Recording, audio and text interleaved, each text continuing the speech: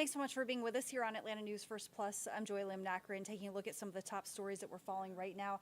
And I want to start with the latest from these University of Georgia students who, they held a press conference a little bit earlier today at the state capitol, as you can see, that they gathered on the steps there. And this is all in response to the disciplinary action taken against them, the charges against them for the protests that were held earlier this year in response to the Israel-Hamas war. So these UGA students were actually arrested back in April during the demonstrations, and they're demanding that the disciplinary charges be dropped immediately. So at the state capitol, they said that they had been targeted for their beliefs. Some of them are claiming that. The 6 students, again, they were arrested, they were suspended from campus. They say they all had the right to protest, adding their actions did not interrupt academic activities back in April of this year. But the university says the demonstrations actually put students and professors in danger. Those students, the Council on American Islamic Relations here in Georgia, alumni, and other advocates all asking for the university to drop the charges and also terminate the suspension. And again, it all stems from an encampment on campus where 25 people gathered to protest the Israel-Hamas war. 16 of them ultimately were arrested. UJ officials say that the students were in willful violation of university policy when setting up the encampment. 6 of the students received the disciplinary charges. Civil rights attorneys say that since then they have faced threats from people on campus for their beliefs. Some of them have also lost their on-campus jobs and their housing. And just last month we actually spoke with one of the students arrested about how life was impacted for her. The university was trying to scare us with their actions. But I want to make it very clear that they have not scared us. And I want to make it clear to our UGA students, you should not be scared because of what the university has done. That is what they want. This is so much bigger than all of us. The people of Palestine deserve better. And we just need to keep going. And the university has stood by its decisions regarding the disciplinary action taken. You know, also really an emotional day at Appalachian High School in Winder because it's a major step in the journey of healing. This time tomorrow, Appalachian High School students will be back in the classroom 3 weeks after the deadly shooting inside their building. The school has brought in a bunch of resources to help these kids as they work to emerge from this horrible tragedy.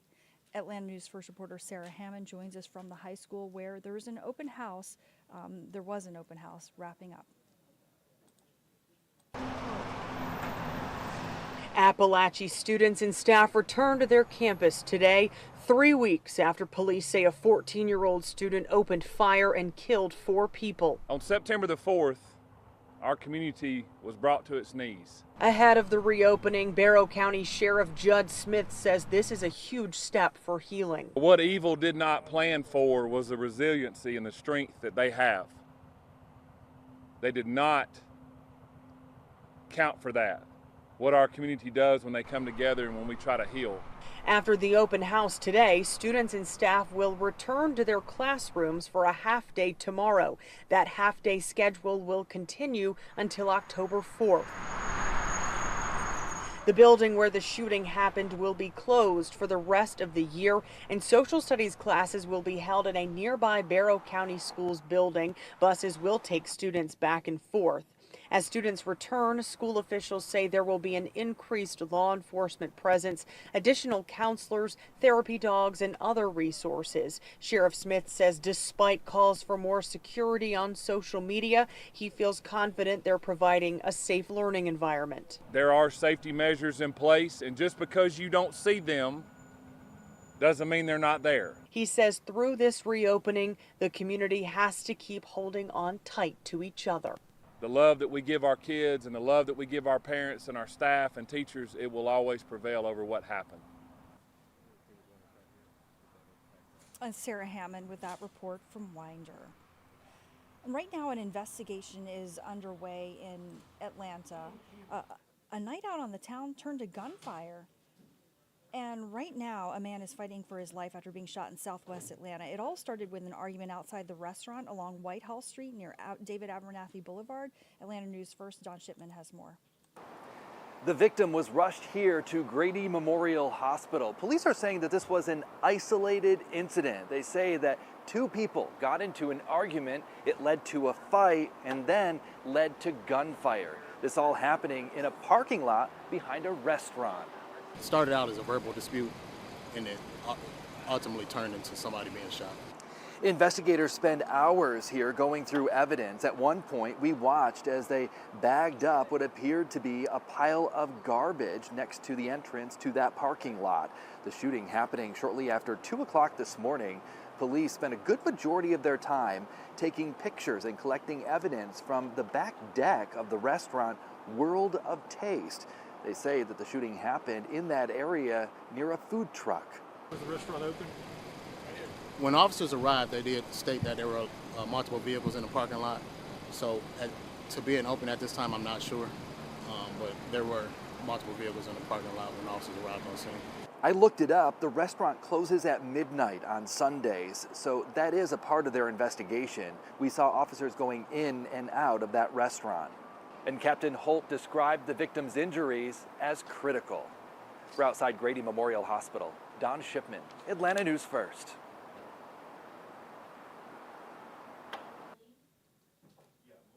In Cobb County, unsolved sexual assault cases are now being reopened. The district attorney's office working with labs to bring justice to the victims even decades later. Atlanta News First reporter Chelsea Beinfor has more on the new technology generating new leads. Some of these cases get forgotten. Stacks of boxes hold the files to about 100 unsolved sexual assault cases in Cobb County. District Attorney Flynn Brody says his goal is to solve and prosecute as many as possible. We are willing to go through all means in order to solve cases, to bring people to justice, to bring that closure for families. A federal grant is helping the Cobb DA's office reopen the cold cases. Right now, they're sending DNA from old sexual assault kits to crime labs for new testing.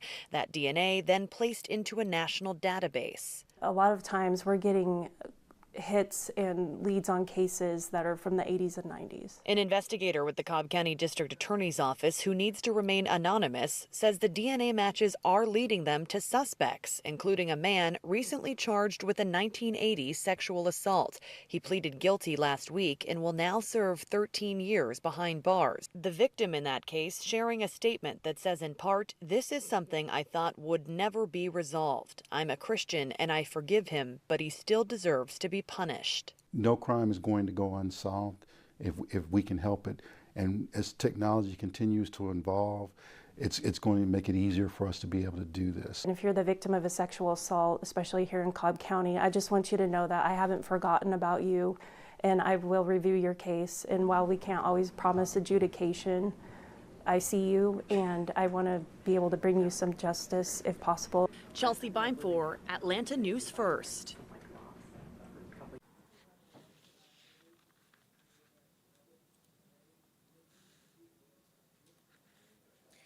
North Georgia residents are learning more about a commonly known forever chemical known as PFAS. The toxic chemical was introduced in the 1940s in industrial and consumer products, and it's extremely hard to remove, and they contaminate water sources. Atlanta News First investigative reporter Andy Parati returns to a region suffering contamination for years. Not real pretty, but it's effective. Aaron Brockovich looks on as water samples are taken in Adulton, Georgia Creek by experts who suspect will test positive for high levels of a cancer-causing toxin. The concentrations we're finding, you couldn't have a false positive. Aaron and a team of lawyers say they're here because of North Georgia's history of PFAS contamination, also known as forever chemicals. The toxin manufactured by chemical companies decades ago is linked to cancer and other serious health issues. This chemical is going to be a massive issue for the whole country. According to the Georgia Department of Environmental Protection, more than a dozen water utilities in North Georgia tested positive for levels above federal standards over the past few years.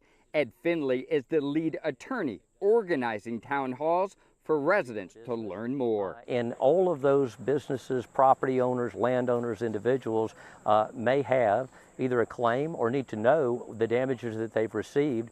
The destruction I've seen that this one chemical does to the land, to the water, to the food chain is calling for me to go out wherever people are reaching to me to inform them. The consumer and environmental activist rose to fame following the release of the movie And Her Namesake, portrayed by actress Julia Roberts, who won an Oscar for the role in 2001. 1, 2, 3, go.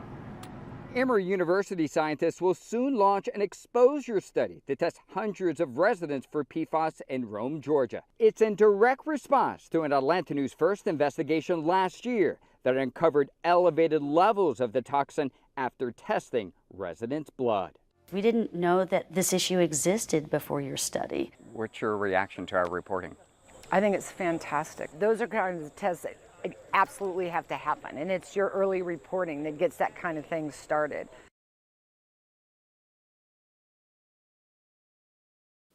And more on that on AtlantaNewsFirst.com, also our free mobile news app. Of course, if you download that, you can get updates sent right to your phone. Thanks for joining us.